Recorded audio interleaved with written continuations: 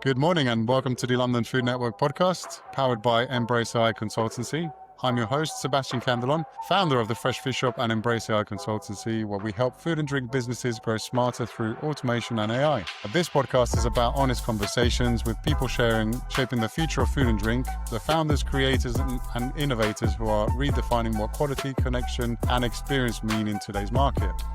Today, I'm quite excited. First time I've had anyone from this caliber join us today. We've got Dave from the Warwickshire Gin Company, a proudly independent distillery creating award-winning spirits inspired by stories from Warwickshire's rich history, from the 19th century Peaky Blinders to local maritime legends.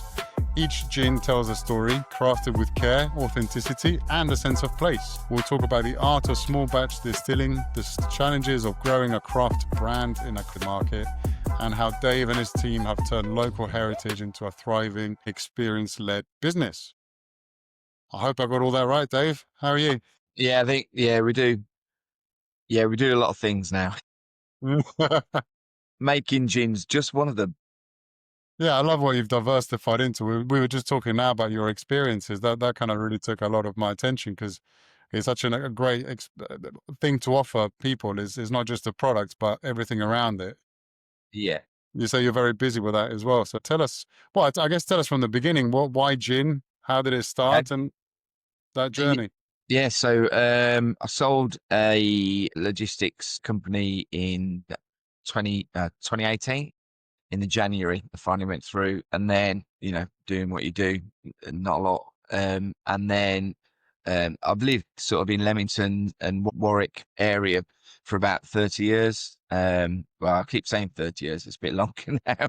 And there's just loads of history around here, and it's just awesome. And particularly there's a story about elephants that used to live in the town and with the circus family, performed for Queen Victoria. It's a brilliant story. And the elephants was from Sri Lanka, and I thought, and I like gin, obviously. And I thought, you could tell a story about the elephants. They're from Sri Lanka, get flavors from Sri Lanka. So, a bit of an aromatic spice gin. And then put the elephants on a bottle, everyone of those elephants. Brilliant, business created.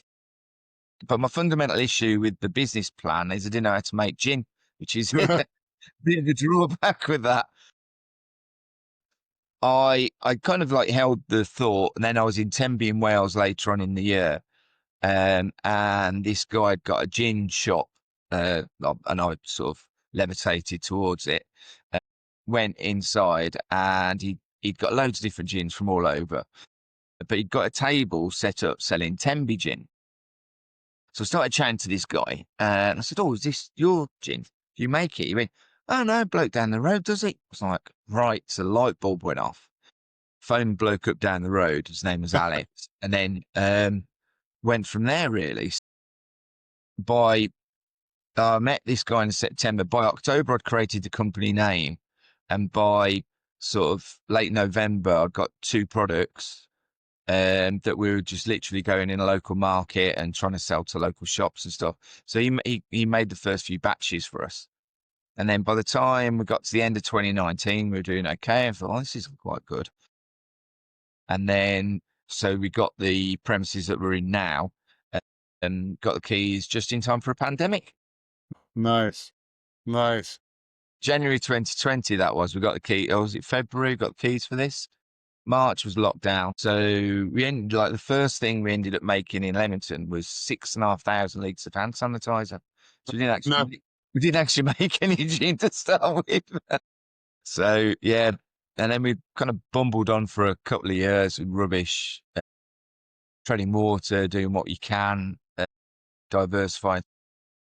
Over COVID, we went really gifty because, people were, there was a period where people were buying local and that was foremost in their minds. It didn't last long, unfortunately. And then and we were doing collaborations with local breweries, mate next door, actually, Gavin at Windmill Hill. So we did a pub in a box. So we sold some beer, gin and tonic, packet of crisps, pub quiz, and everyone was doing online stuff, and then did all those. And then, once COVID kind of ended, and it's still about, but, it wasn't stopping us with, lockdown zones and all that business, we started doing our experiences, which was always in the business plan, but to get people into the distillery and create our own loyal customer base by them visiting us. Yeah. So we started off doing a gin tasting experience, which was really good value. I think we started off at like £17.50. So you got like 6 samples, 4 drinks. But the idea was to get people in and then try the drinks, find their new favorite gin and buy a bottle on the way out kind of thing. And I wanted to create that kind of brand loyalty. And then as time kind of passed on, I was thinking, well, once they've done the experience, they're less likely to come back. They kind of ticked it off and done it. Yeah. How do we get them back again? And then we added, I think it was 2023, we added afternoon G&T, I'll call it. So, we get some sandwiches, scones and all that kind of thing. But obviously the emphasis is on the gin and tonic. So, we're getting them in for that. So we do that on a Saturday and Sunday. And then also we added a cocktail session, which is, so people just come in, it's all table service and all the cocktails are made with our spirits. So we do rum and vodka as well as the 6 gins. So those are predominantly, that's our main revenue stream, to be fair, all of those 3 experiences put together. And then at Christmas, people are gifting those experiences as well. But it's been a brilliant way of sort of developing our customer base and then demand outside of the distillery. And it gives you, we're the number 1 thing to do on TripAdvisor in our hometown. Nice. Gives us really good rankings on searches.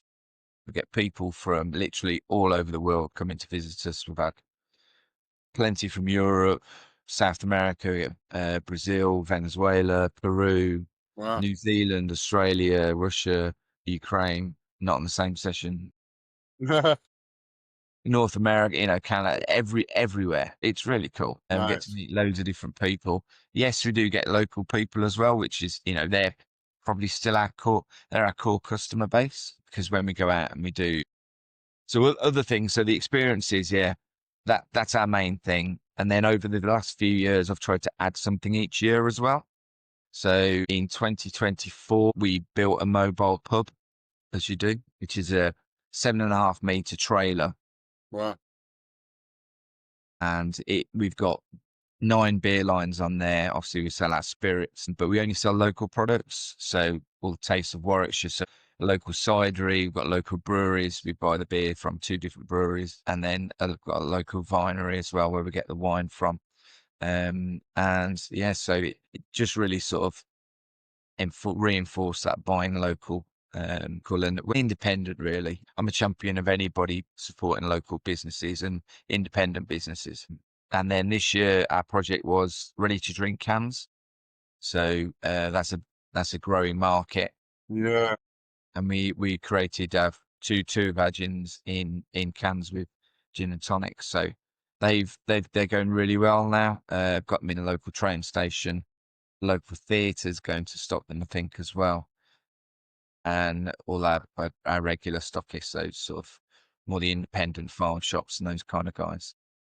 Nice. So You've got quite a few arrows to your bow then, isn't it, really? yeah, and I think you've got to. Like I said to you earlier, I don't think there's a distillery still trading or a craft brewery still trading that hasn't got their own tap room or own outlets. The big boys just dominate, and pretty much stop knocking on pub doors, because the discounts that the big boys get, they're virtually selling at cost, and you just can't. It's not even worth walking the streets, to be honest, to sell to a pub. What we've got to do is build our brand, whether it be on social, well, majority of it is on social media, but obviously also when people come into the distillery, get them to buying into us, and then asking their local establishments, oh, can you get their gin?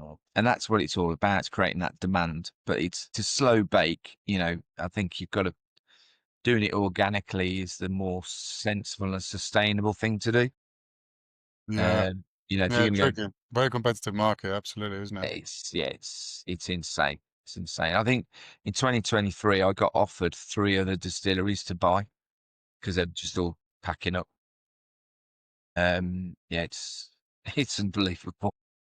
And at Uh, breweries, you know, I think brewers is the same. Yeah, it's a tough market. But yeah, also, I think people are drinking less. I think particularly the younger generations, they're not like us. What we were up to when we were younger, right? I mean, they're just not as big into drink as what we were. So I think that newer generation coming through is not drinking as much. And yeah, at the same time, well, me for sure, I don't drink anywhere near as much as I used to, and I barely ever drink these days. yeah, yeah. And you've only got to look at the high street. You know, how many pubs now shut on a Monday and Tuesday? You No, know yeah, that exactly. I grew up in a pub. It wouldn't have even occurred to my dad to close on a Monday and a Tuesday. And you know, and even lunch times, you know, we had the gas board just literally within walking distance of our pub, and it would be full of people in at lunchtime drinking pints and having a ploughman's for their dinner. It was nuts. I mean, imagine. I think you get sacked now, wouldn't you, if you went to the pub? I think so. Yeah, yeah, yeah. Completely changed. Yeah, it Everything's has. changed. I mean, I live in London, and you see it here as well. I mean, the city itself is kind of dead on the Fridays. Yeah. Thursday night's the big drinking night in London now. But the rest of the time, and pubs as well, unless you're doing something else like some food or something, just as a pub nowadays, I don't know how you can survive. I don't think you can. I think if you're not doing food as a pub, you've finished. You know, and a few things with pubs are, well, I know a local chain, well, I say local, I know they've got one in Henley on Thames. Um, they've got a number of, the gastro pub kind of Yeah. vibe. 40% of their revenue comes on a Sunday now. Wow. You know, Sunday roasts is a big, big deal for pubs. And you've got to be able to offer a good one because that's where the money is. Yeah, and also like I'm quite snobby when it comes to a roast because unless I can have a roast somewhere that's going to be significantly better than I can do at home, I'll just Yeah, have one at home. Do you yeah, know what I yeah, mean? Like gone are the days of just going to the harvester, I guess, for a roast and just getting some sort of yeah, yeah, substandard thing that's actually quite yeah. expensive these days. You know what I mean? Because that's the other one. Hospitality's gone up in price so much that 100%. you've got Yeah, to really justify every time you're going to go there. You know what I mean? You've got to make sure that what you're going to get is yeah. exceeds that investment you're making. Well, and to sort of accentuate your point there with food, I would add that with drink as well. You know, I went to a pub I'd not been into for a while, just in town. It was my daughter's birthday not long ago, and we went in and I looked around the taps and spirits are available. I said, "Have you got anything I can't buy in Asda?" He went, "No." I went, "Well, you want me to pay?" Well, I didn't say this to the poor guy, he's just above me. He's probably a student or something. I was like, "So you want me to pay £7 for a pint of beer Moretti that's brewed in Manchester that I can get for £7 and I can get it in Asda for £1?" And that's why people aren't going to pubs as well. The value's not there. They're not offering anything different. Like you say, if Yeah, you can make a roast at home for better quality and a lot cheaper, it's the same with drink. If you're not offering something unique or different, yeah, but you want to charge, you know, 7 times the yeah, price. yeah. No, it's crazy, isn't it? When you put it like Yeah, that as well, it's, I it's think they're absolutely shooting true. themselves. Yeah, they're shooting themselves in the foot. You know, there's a couple of the tap rooms around here. They all do well, and there's one bar in town. He doesn't stock. He just stocks craft beer, and he's busy all the time. That's the way to be, isn't it? Really? Yeah. But I mean, it's the reason why BrewDog became so successful as well, isn't it? Really? Now, Yeah, again, a very competitive market. BrewDog's got decent amount of business all the time, and same as you, they do experiences, do the wings thing. They've got to do more than just that. I think you got to provide. I think experiences are the way forward. We talked about it, keep talking about it, but I think same with the seafood business. We're creating this space upstairs to do events of all sorts because I think that's what people are into now. And we spend so much time on our phones, working from home, like in this kind of like digital world. yeah, That experiences are the one kind of thing now that you can do where it kind of brings people together. And, you're doing things that are a little bit different, things that you can't recreate at home so easily. yeah, 100%. I think if you're offering a unique experience or something, well, just going to pub's expensive, isn't it? You could spend a couple of glasses of wine, a couple of pints, 30, 40 quid some places. And if you're if you're going to do that and have a couple of rounds, you're into £100 for a group of 4 just for 2 rounds. Oh yeah, So, exactly. And by so the time you're feeling a bit peckish, you want a snack, you add that on there, or you bring your kids out, or you know what I mean, you're out for the day with the kids and you get hungry and you want to pop into a pub for a lunch, you know? yeah. Oh yeah. Well, and it's, if you're offering an experience, I think people are, money's tight, and if you're going to go out and spend it, you're going to do it in a considered way and try and have the best possible time you can. Yeah, So you want to build a memory, isn't it? It's yeah, as simple as that. You want to have, an experience to look back on. yeah. And you add on top of that the kind of if you add on top of that the kind of Instagrammable, social media aspects of Yeah, that experience as well, it becomes a lot easier to market as yeah, well. absolutely. Yeah, no, You're going to get exactly. more engagement online. You're going to get more views. I see, bars and restaurants doing a picture of a pint of Stella, and I'm just like, that's their social media there. And I just think, yeah, no, I can't imagine anyone seeing that and going, oh, quick, I must go down the pub and No, buy. you're right. I think you help build a brand, and more than just a brand, I think you build a lot more of the kind of ethos of the company, the kind of image. You know what I mean? You give a real good background as to what it is that you're buying. That product's got more than just the label on it. It's got a personality, it's got a history, it's got a community around it. It's got purpose, it's got something fun. And it helps a lot in a very competitive market, full stop, whether it's drink, food, whatever you're selling these days. Yeah, You're really dealing with a global marketplace. You know what I mean? You're competing with businesses everywhere. So I think having that kind of community feel to something for sure. And also, like we were talking about before, is like the cross-selling opportunities, because, you may get someone that buys a ticket as a gift for somebody. So they'll come in for the first time, they'll do the event, they'll love it, they'll tell their friends about it. They hopefully walk away with a bottle. You know yeah, what I mean? And then that becomes maybe a customer. Maybe they live too far, so they won't come to the experiences, but they'll buy your bottles. yeah, Or, you know what I yeah, mean? Or someone that pops into local store, sees your gin, and then I think, oh, let's have a look at these guys. Oh, they do events. Great. yeah. You know what I mean? It's all these kind of cross-selling opportunities within that kind of offering that helps a lot as well. Yeah, the experiences and the gifting at Christmas is a massive opportunity, and we've sort of built on that as well over time. We started off with an electronic voucher, and then people are going, "Oh, can you print one off for us?" And we're like, "Well, there's obviously a cost associated with that." So then we do like a physical voucher option as well, which we put in a nice box and we handwrite the card, and we Oh, we that's nice. ship that out to them. And then last year, yeah, I think it was last year, we added a reserve bottle. If they want to gift the gin experience, or one of the experiences, they can pre-buy one of our bottles at a discounted rate, and then when the person comes and visits and redeems the voucher, then they can have a free bottle on their way out as well.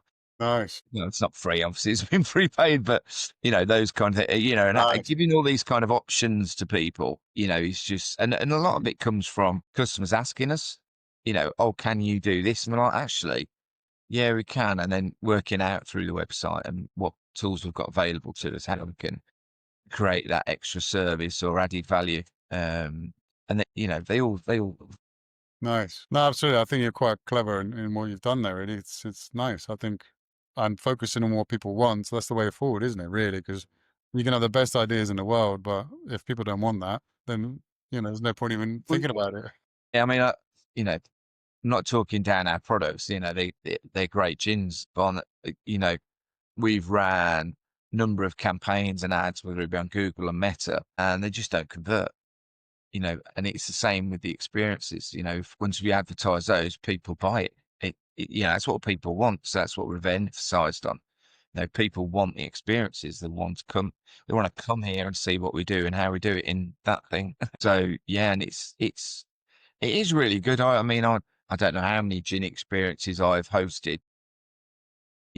Numbers wise, last year through the distillery, and we can only fit 12 in maximum at a time. We had nearly 4,000 last year Wow. visitors. So we're doing a lot of sessions a week, and add into that, customer base. Yeah, 4,000. It's quite a lot. I A think we've lot. had 10,000 since we started. That's a decent amount, isn't it? Blimey. Yeah, yeah, yeah. It's a lot of visitors. It's a lot of A visitors. It's a lot. lot of That's gin. great. That's really good. No, but I mean that's 4,000 people plus all their friends that are getting to hear about, Yeah, what you do as well, yeah. isn't it? That's good outreach.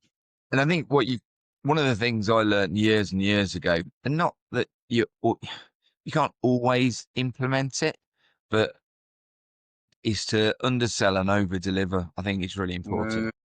and whether that's value or not. So if you've got you know, like I said to you earlier, initially our product was £17.50. We're up to 29 now, but in value terms, in today's cost, you're getting 7 samples, you're getting a host to go through all the products, you get a welcome drink, and then you get to choose 3 more drinks for £29. Wow. And they come in and then they're like, and we've got Chesterfields and like Queen Anne's, and everyone sat down in a nice environment. And when they come in, they're like, "Oh, this is nice. It's like a gentleman's living room kind of thing, with Uh-huh. it still in the middle." And then they have a few drinks and they're enjoying themselves. So I think if we were going to charge £70 for the same experience, people would have a higher expectation of what they were going to get. And so I think you've got to pitch it right and then give something extra as well. Yeah, no, absolutely. Absolutely. I think that's a great way to do it actually, because Yeah. when you add that extra little bit of value that's not expected, Yeah. that just kind of just a cherry on top, isn't it? I think anyone can Yeah. And, appreciate it. and it's a really weird part of, psychology. The, you know, the nicest hotel up the road from us here that is one of our customers.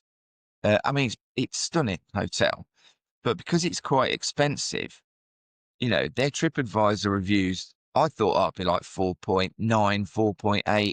It's like 4.3 and I went on some of the more negative reviews, and it's, for the money, it's X, Y, and Z. And I thought, and that's the problem, isn't it? People spend Yeah, I think so. 140, £150 on a night in a hotel, and they're expecting something a bit super special. Well, probably in today's market, that's No, no, I think you're right. I think, but because it's true, it's the same with me. If I go somewhere and I pay good money for something, then yeah, my expectations are for sure higher. yeah, I'll put my yeah, critical eye on because it's all about value, though, isn't it? It's all about that experience and I guess what you value it at. yeah, yeah. You definitely got to offer the value, and people have said to us, "Oh, certainly in the early days, oh, it's too cheap. It's too cheap. You should be charging more." And I'm like, if we're selling out every week, you've got an argument. But until we're filling all these bums on seats on every session, it's supply and demand. It's the right price.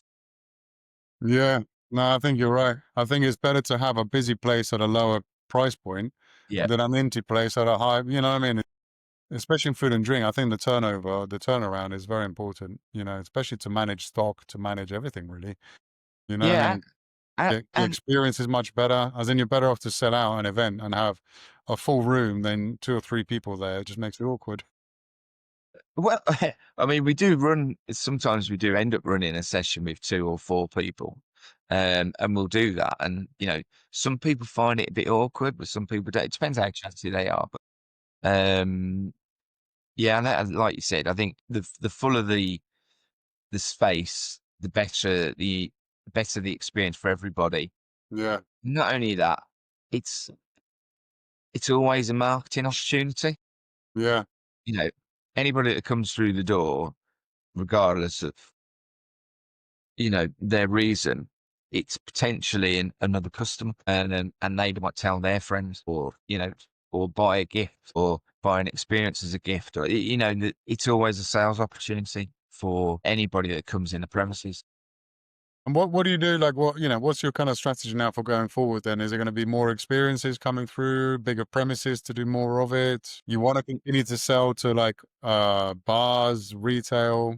You mentioned Yeah, these 2 products you developed, the gin and tonic cans. I think, It's a big one, isn't it? That's a big one at the yeah, I moment, think, isn't it? Kind of I pre-made think cocktails. the cans is a definite opportunity for us, and they are doing quite well. I'm not actually that good at direct sales. So I'm having a go. So that, and potentially, we've got potentially do a rum and ginger ale, and got an idea about a cocktail range as well. But I need to get these flying a bit more. But that is definitely a market that is as scope, because the actual quality of a lot of them aren't that great. Whereas we actually drive our gin to the canning company. Whereas I didn't realize this, but a lot of the cans it's basically a gin flavoring. It's, with basically a vodka base. Yeah. So it's not actually proper gin, which is why it Wow. tastes so terrible. Yeah, a lot of them taste like shit, don't they? Really, they Yeah. taste awful. And ours do taste really good because we've craft distilled the product Interesting. and added our own tonic mixer to it. So I think that's a big one for us next year. And also the mobile pub. So that has massive opportunities going to events. The numbers we hit, we can do. I think the most we've done is about 2,500 drinks in a day. So whether that be pints or cocktails or gin and tonics or glasses of wine. So yeah, we can hit some serious numbers on the mobile bar. And then really, I mean, the numbers we hit in the distillery are really good. To be honest, I'd just like to maintain those. I mean, we could add more sessions. We sell out Friday and Saturday nights are really good. And then we do a Sunday afternoon and a Thursday evening. They're hit and miss, but generally the sessions are quite full. Nice. Just maintain those. But the bar and the cans, yeah, they're opportunities for us next year. Sure. And the sales part, you said you don't like sales. Who does your sales then if that's not Me. your canal? No, so there is, essentially there's three of us. We've got Chloe and Liv that do production and hosting as well. And then at weekends, we just have part-time people that help us out at the distillery. So if Chloe's hosting, Olivia's hosting on myself, and we just chip in there. But during the week, it's all about do we need to produce anything, whether it be gift sets or actual bottles of gin, and then prepping for the weekend. If we've got the stock in that we need, what events have we got on? What do we need where and when? Yeah. That kind of stuff. And the social media side of it. So that's, we do all that ourselves as well now, whether it be video, and we're trying to be a bit more genuine. I've had a look at some of the AI stuff. Doesn't really do what I want it to do. It's not personal enough. So yeah, we do a lot of the video on that ourselves. And so we're on Instagram, Facebook, TikTok, and LinkedIn as well. Nice. Yeah, So you got to cover all of them, don't you? And you got to do a lot of posts really to just get that track. yeah, we try and do between sort of, whether it be stories or reels, 10 or 15 a week. So it's quite a lot. That's quite intense. Takes a lot of time. And we cover all sorts of subjects because we've got loads to talk about, making our gin, customers at the experiences, the cans. So, we have got a lot of things to cover.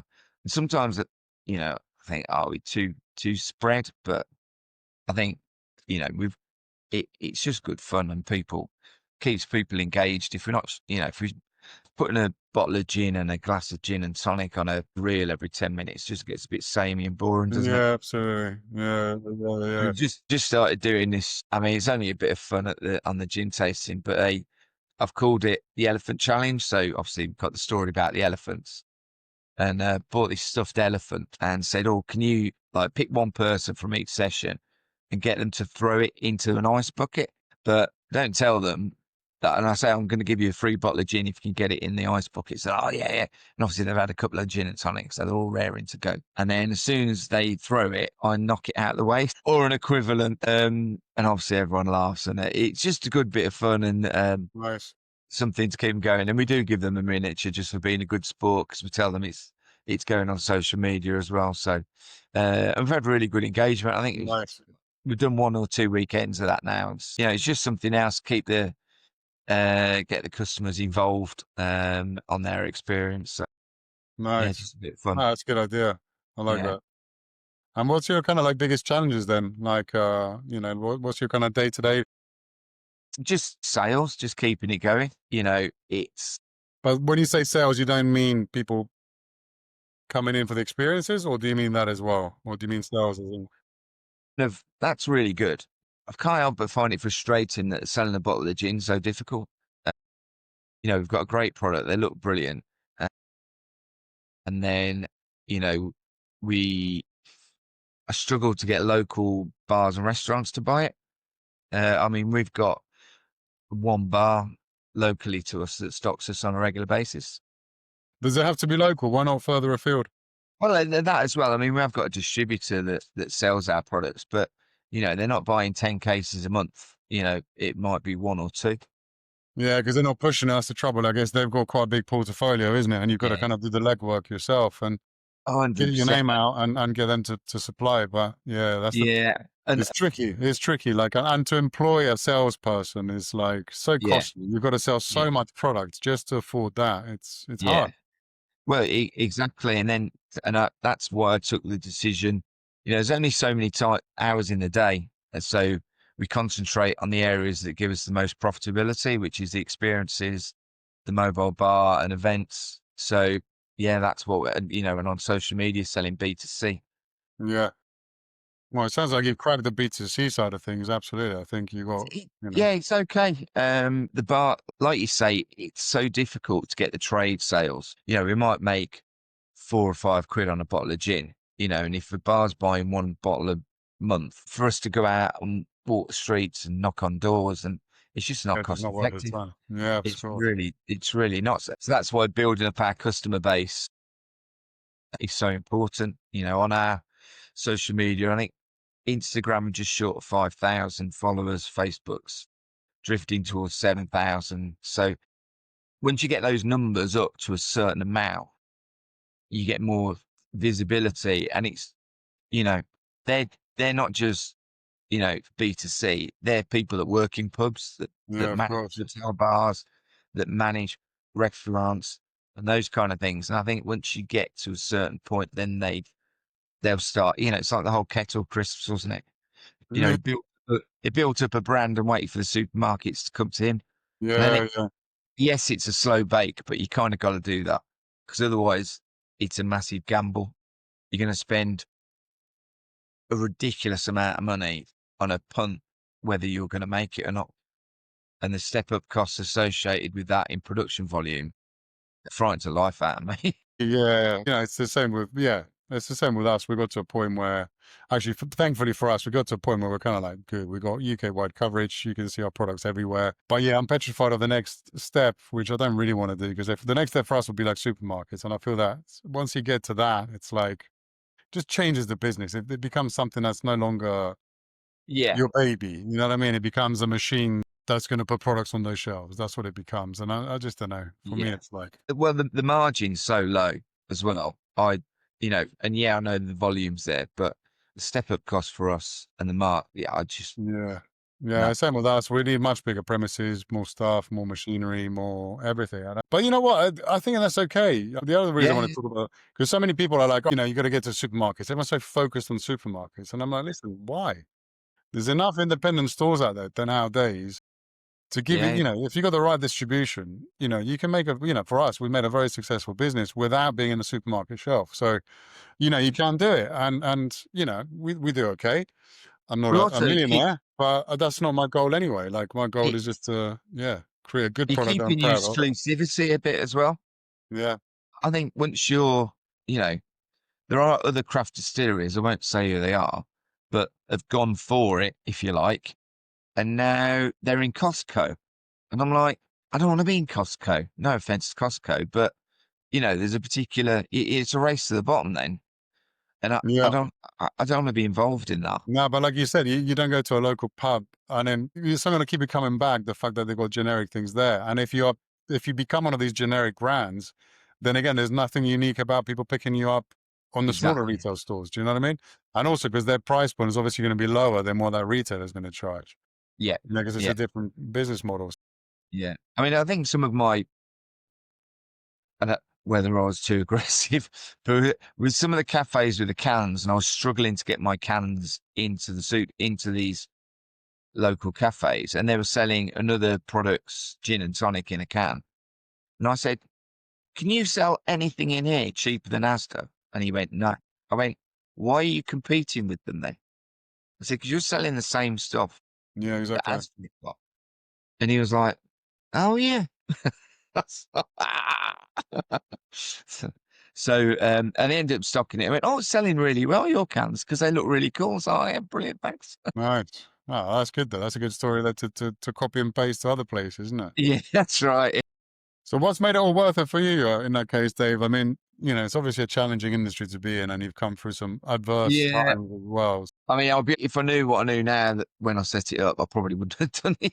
Yeah. But well, especially with, COVID and everything else, cost of living crisis, energy, high inflation, everything else has happened since as well. It's still, God knows what Rachel and accounts is going to do in next month. We just, yeah, everything's just really hard. But I think the thing that I find really satisfying is when people come and they tell us that they've seen our product somewhere, they've seen us somewhere, and then they come to us, buy the products. I remember we had one girl come for a cocktail session on her own, and she was clearly American. I said, "Oh, how did you hear about us?" They said, "Oh, on TikTok." She was a police officer from Missouri or somewhere. I was like, "How on earth has the Warwickshire Gin Company been found in America?" And then she books a session here when she's visiting. And I was like, "That's brilliant." Wow, that's And amazing. I just love stories like that. Yeah, So I think, yeah, just people being happy to see our products and the fact that they gift our products a lot is really, it's a bit of an honor to be chosen as a product that somebody's going to gift someone else yeah, for an occasion, whether it be a birthday or Christmas. I just think that's, we've created that from nothing. nice. So I get a lot of satisfaction from that. Yeah, do you know what? I think the food industry and drink industry, that's the beauty of it. It's a hard game and it's a hard Yeah. trade, and I often question why the bloody hell I'm in it. But like you described, there's those times, isn't it, when Yeah. someone genuinely appreciates what you've done and the effort you've put into it, and that's recognized. I think that's nice. It's a nice feeling, and it kind of helps overcome the really difficult times, which I'm sure we've all had, and Yeah. you've had, I'm sure. What's been the most kind of like, Challenging. yeah, Uh, there must be some moments where you've questioned your I life just, choices and I think just cash flow, sometimes juggling money around between me and the business, personal finance and the business. And I'm just like, I'm like this with bank yeah, accounts and stuff. Wait until the end of the month for the next payment to come in from a customer or a big Izettle payment from an event or something. And I think that's the hardest thing, the stress of that, and knowing that you've got enough money to pay the staff at the end of the month, that kind of thing. There's yeah, absolutely absolutely. months where you're like, "Oh God, this is going to be tight." And we're lucky we've got relatively low fixed costs. So I'll be happy when I finish paying the COVID loan off, which I think's next June. That's been a long one. We financed the bar, the mobile pub, so that's nice and spread out. So that's good. But yeah, I think cash flow is the toughest. How far in advance do you have events booking for? It does vary. If they're in the distillery, a couple of months, people, a couple of bookings recently, birthday parties, that kind of thing, private bookings. But the trailer bar, they won't really start until Q1 next year for next summer.